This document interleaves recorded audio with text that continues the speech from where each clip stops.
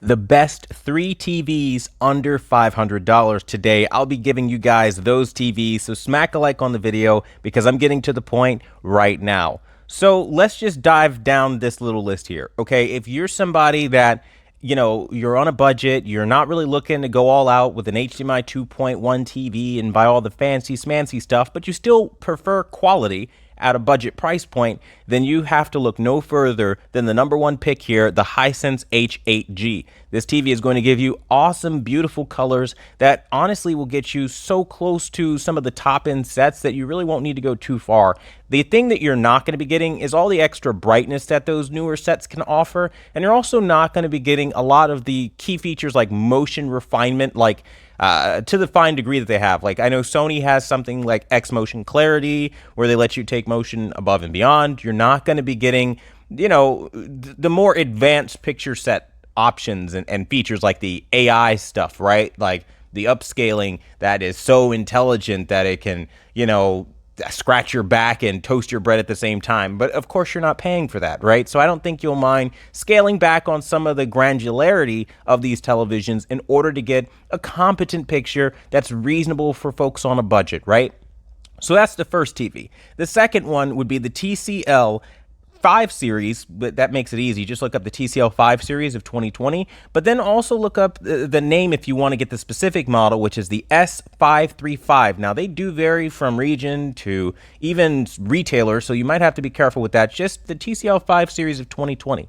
Now, this is also a pretty darn good pick because it gives you, again, that same quantum dot color that we're looking for in 2020. And now, again, similarly to the Hisense, you're not going to be getting that explosive brightness or anything like that. And of course, because these are cheaper TVs, another thing you're not going to be getting is that full array local dimming performance that you'd find on, those more expensive TV sets, but you're still getting Dolby Vision. You're still getting a lot of the image quality that you can expect out of a premium TV with QLED, but just don't expect like, a perfect TV, I guess. Also, don't expect like their motion technology to go up as high as the more expensive set. So they have, regular motion, which is the refresh rate of the television, but then they also have, what people call fake motion or the soap opera effect, and they only have natural motion 240. So, the more expensive sets will give you upwards of 480. So, that's a difference there that you have to appreciate. But honestly speaking, again, you're not paying for the extra bells and whistles. And if you, again, just want a really competent TV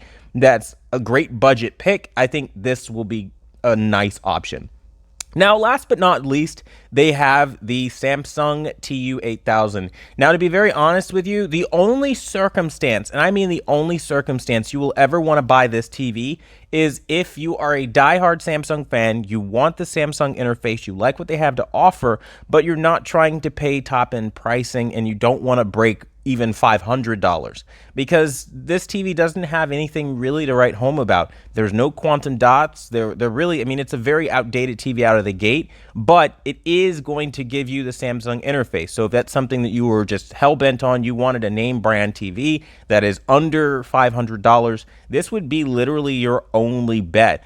Because if you wanted to get like even quantum dots from Samsung, you'd have to step up into $500, $600, and then that puts you into an entirely different ball game of TV performance.